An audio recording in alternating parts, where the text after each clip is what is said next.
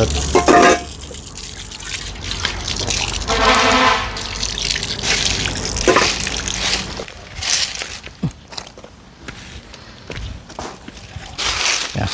จังหน่อยเป็นเก่าพี่น้อง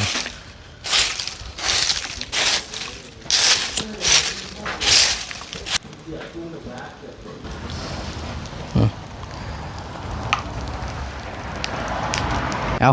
สิปลูกแค่นี้แหละมันข้อต้มเงี้ยวอยู่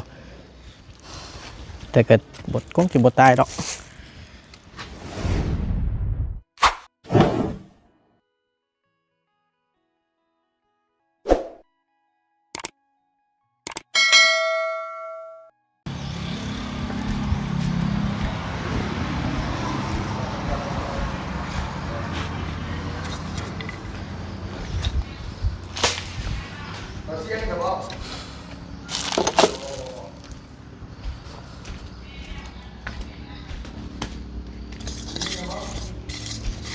มาพี่น้องเปิดคลิปเปิดภาพมาเนาะคือเก่าเด้อพี่น้องเด้อสดซอยกันคือเก่าเนาะล้างถ้วยล้างซ้ำก่อนซอยกันพี่น้องเลยหลังจากที่เรากินอิ่มแล้วเรียบร้อยอึ๊บ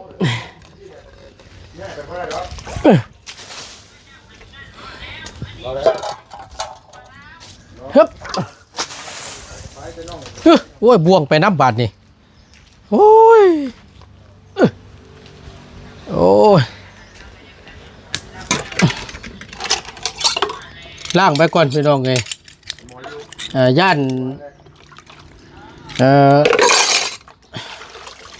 น้ำหมูมานะเอาหลายผู้หลายคนพี่น้องนกกาเอฟซีเพิ่นกันแนะนำมาก็ว่าโอ้ย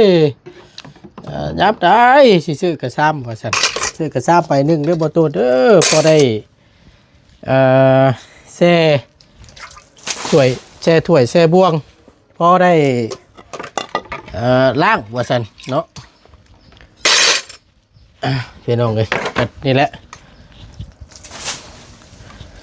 จะว่ากันอึ๊บนี่แหละกระมังเฮาอึ๊บ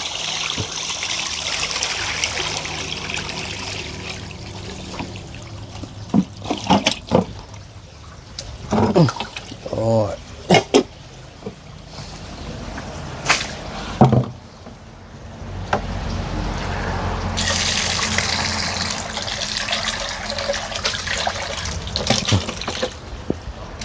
เปิดไว้ก่อน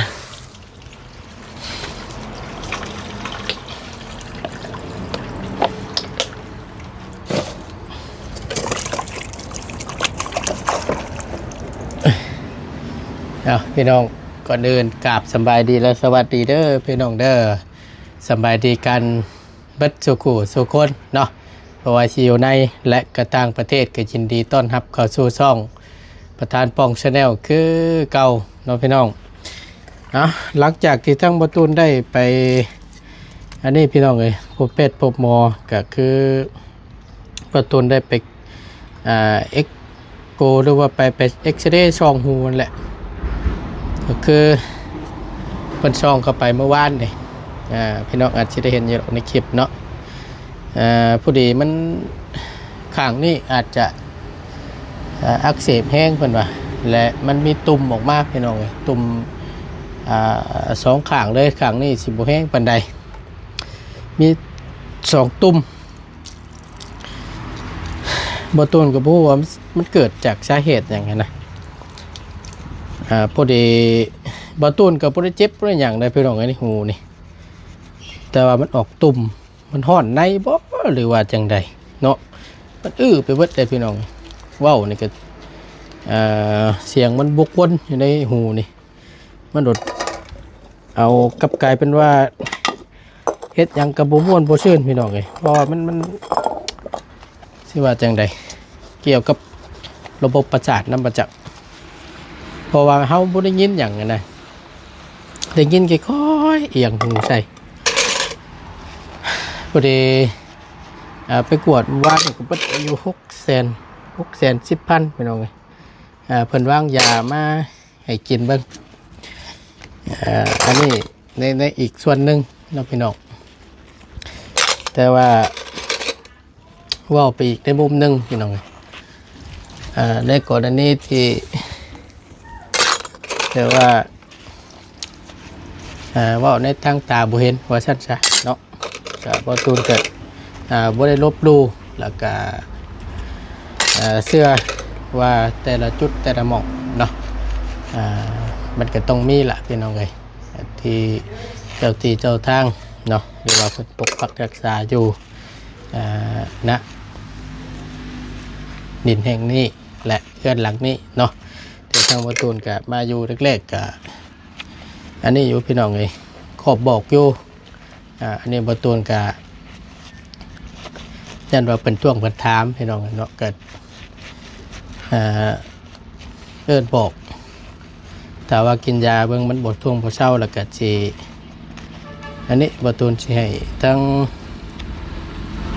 แม่น้องปีนึงอยู่ทางบ้านเนี่ยเดี๋ยวสิให้เพิ่นไปหมอเบิ่งเว้าในตาที่เฮาบ่เห็นพี่น้องเอ้ยเพื่อเพิ่นท่วงเพิ่นถามเนาะเจ้าที่เจ้าทางหรือว่าอยู่ณแห่งนี้ก็ได้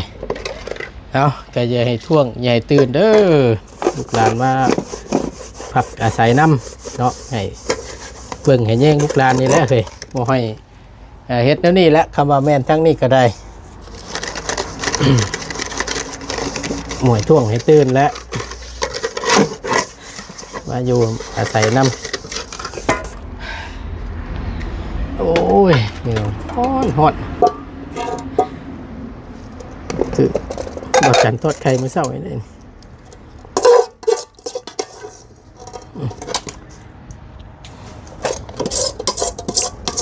มันลดโอ้ชื่อไปเบิดเปลี่ยนวายเลยประตูนกันบุเคยเป็นตะเกียบไปสิน้องมันก็โอ้ยสุดๆเด้อประตูนเลยประสันเป็นกำลังแห้งใจประสันเนาะขอบคุณในไลน์และพี่น้องเด้อ FC ประทุกท่านคอยเป็นกำลังแห้งใจเนาะให้กับประตูนโดยตลอดเลยฮอตพี่น้อง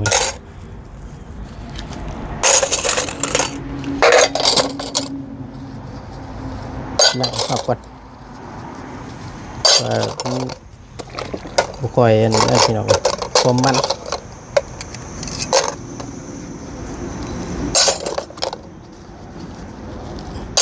หลังถ้วยหลังซ้ำไว้ก่อนช่วยๆกัน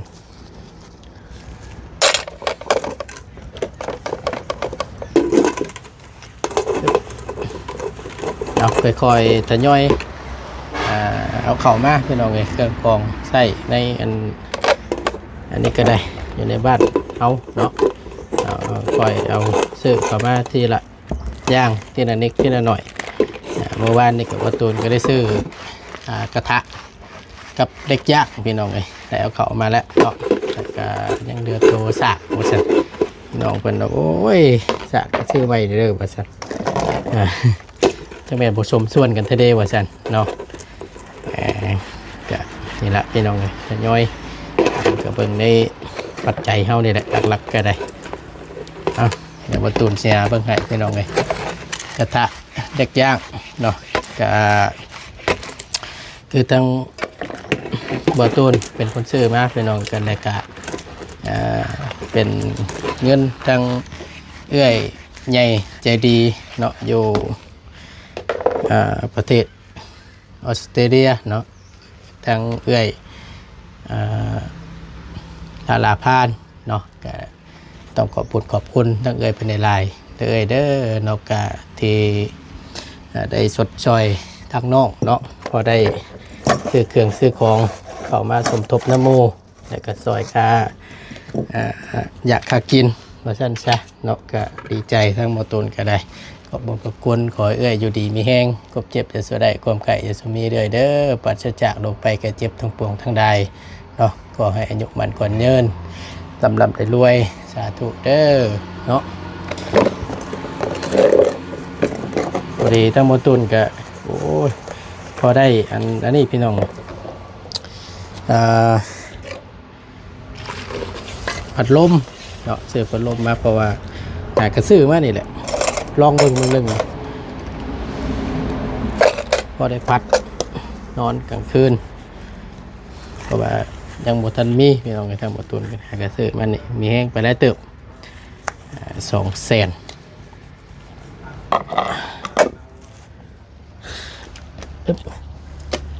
เปิดบ่ตุนไปหาอีกก่อนล้างไว้ก่อนพี่น้องกันไว้ย่านน้ำบ่มา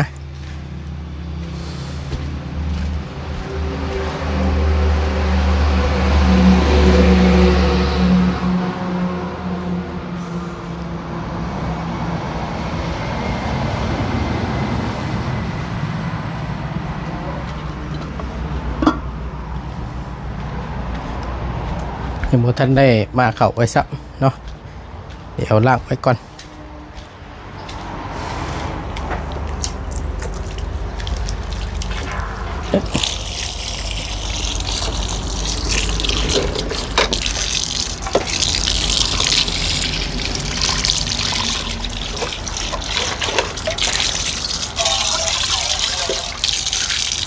หอดไปได้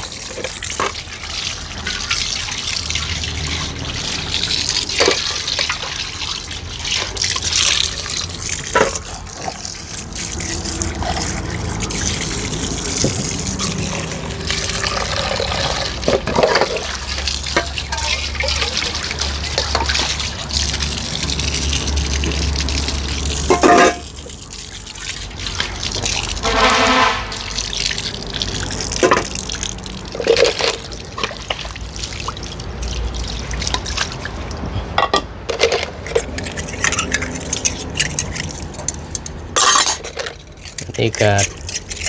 ทีมงานเราเดินทางกลับบ้านแล้วพี่น้อง2 คนทั้งบาบุญสารวัตรกับอาจารย์ลาวที่เดินทางกลับพี่น้องเที่ยวเปลี่ยนสลับจะเปลี่ยนกันไปกันมาเนาะอยู่กันนี่แหละทดจอยกันอาจจะเงียบเงาแน่เนาะบางช่วงมาสั่นซะเอฟซีเป็นก็โอ้ยมาสั่นเบิ่งเลยกับม่วนที่เห็นทั้งทีมงานสามัคคีกันว่าสั่นเนาะหักแพงกันอยู่ในกันแหละสดซอยกันคนละไม้คนละมือว่าสั่น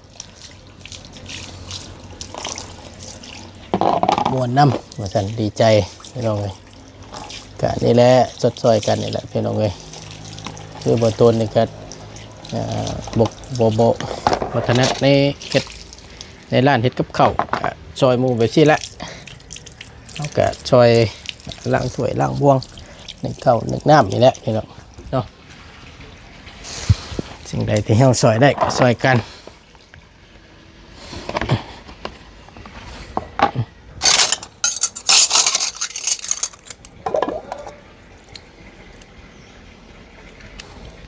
น้ำมันคือค่อยๆเนาะเว้ย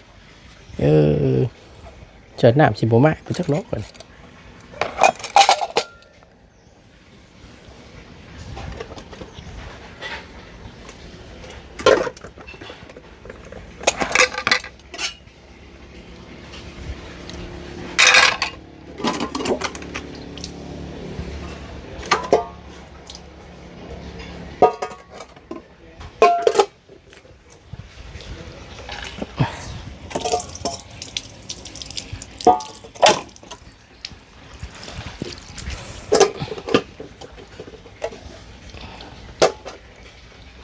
ส่วนนี้ไปไว้ก่อนพี่น้องไงเนาะ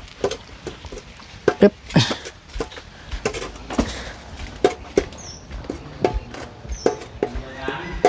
โอ้ยเบิ่ง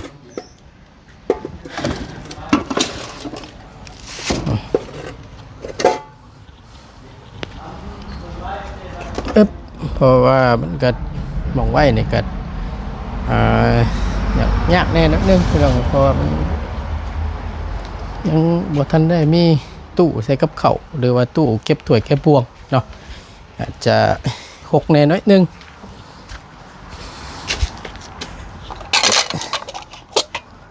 ไปพี่น้องเลย ถ้วยไว้ก่อนเนาะปัดกวาดทำความสะอาดก่อนโอ้ควันแท้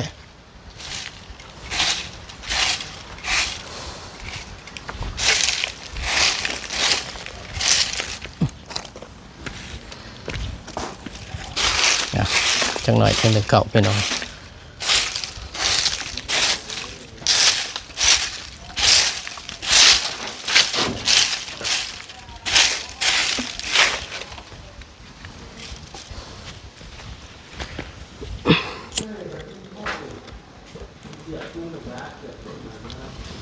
พี่น้องเพิ่นก็ว่าโอ้ยบ่ตูนเลยว่าซั่นแลนใต้แลนเหนือว่าซั่นคงสิบ่ได้เข้าบ้านเทิมบ้านน้องตื้อแล้วเนาะว่าซั่นบ่มีการมีงานที่บ่ได้เข้าแล้วเนาะว่าซั่นก็สิเข้าอยู่พี่น้องก็เป็นบางช่วงบางเวลาแต่เนาะก็ผ่านไปผ่านมาก็มีโอกาสที่เข้าไปเยี่ยมทำข่าวน้องปัญโยเนาะไว้รอบหน้ารอบในพี่น้องเลยเพราะว่าทางบ่ตุนก็ผู้ได้มีงานรับผิดชอบอยู่ทางนั้นแล้วเนาะเพราะว่ามีแต่ทางลุงหนวดที่ดำเนินการเฮ็ดของน้ำว่าซั่น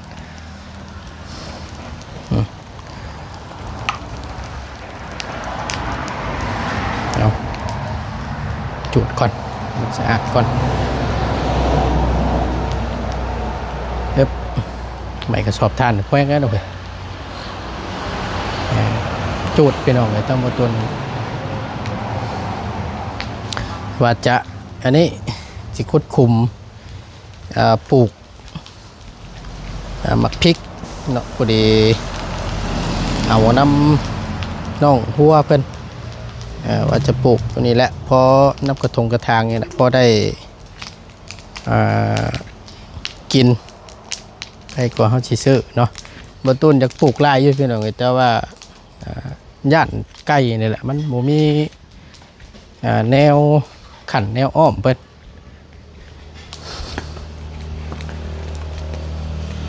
นี่หวานผักหวานหญ้าพอได้ใส่ต้มใส่แกงบนต้นสิปลูกในกระถางนี่แหละตัวนี้จงดินมันก่อน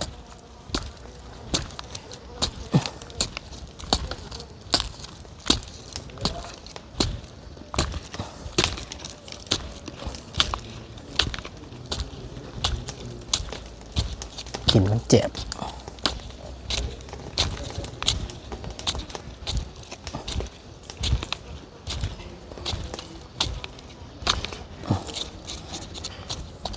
นี่ตัวนี้เป็นดินทรายพี่น้องกับไข่ใส่เบิกปกคลุมมันก่อนให้มันเน่าอย่างนี้งาม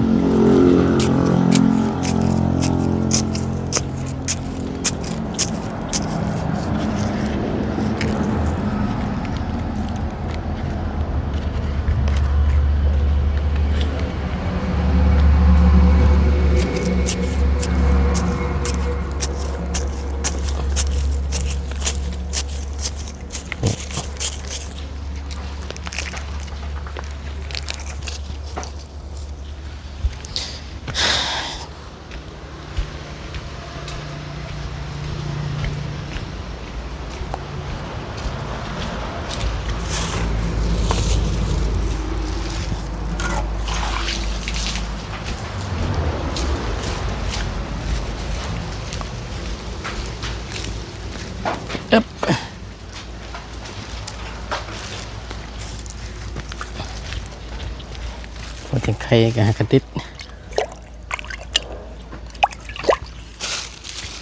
จนเหี่ยวพี่น้องเลยบูว่าสิติดบ่ได้เนาะเอาสิปลูกแค่นี้แหละมันเขาต้มเหี่ยวอยู่แต่เกิดบดก้องกินบดตายดอก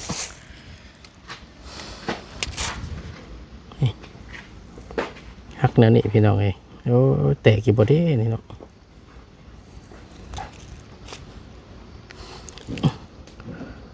เด็ดออกจะเป็นยังคอมันหักเลย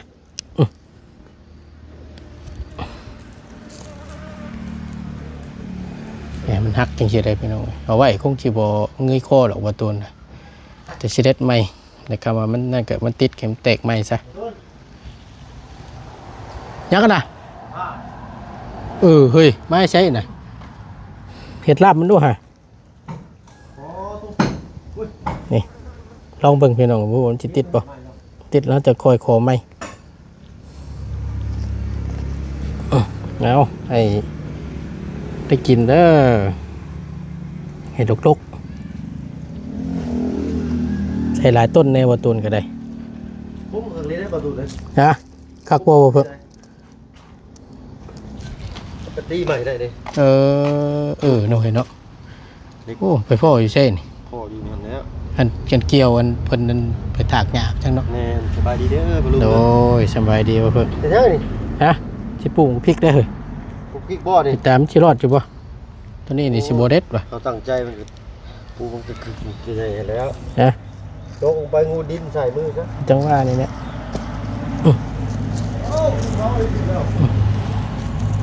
มาดังไฟตุ่ฮะดังไข่ย่าแล้วดังไข่ดิตัวนี้เลยข่อย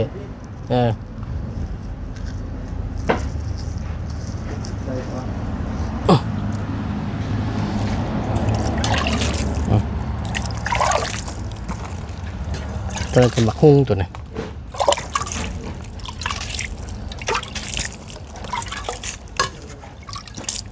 โอ้ตุ๊นี่ก็เหมือนกี่ผมไปเด้อไปเย็นดีสุดเด้อไปเชื่อเมื่อเธอใส่ด้ามทำไมมีดอันบ่เขาบอกไปนี่เลย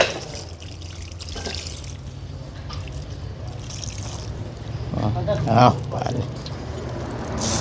โอเคแล้วป่านนี้เนาะ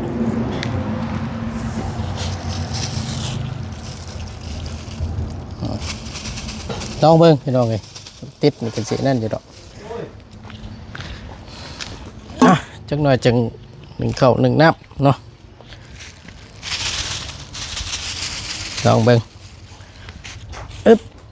แต่ว่าติดนี่ก็โอ้ยคักแหละ1 2 3 4ต้นเนาะเดี๋ยวได้ไม่อีกเลยต้องค่อยปลูกแถวนี้พี่น้องอันนี้หัวจังไข่ไว้ใช้ต้มใส่แกงเนาะเอากับผมมีอย่างไรเด้อพี่น้องเด้อสำหรับคลิปนี้เนาะกับนักเผยนักจานช่วยกันเนาะคือเก่าคือเดิมเอาขอบคุณในไลน์พี่น้องทางFC บัดสุขุสุคนที่คอยเป็นกำลังใจและติดตามรับชมคลิปโดยประกาศโฆษณาซัพพอร์ตทางบตุนโดยตลอดมาบ่ปะบ่ทิพย์เนาะขอบคุณในไลน์ขอให้รับด้วยอยู่ดีมีแห้งจะเจ็บจะจนสาธุเด้อสำหรับคลิปนี้บตุนได้แล้วพี่น้องสบายดีฮอตวันนี้ก็ได้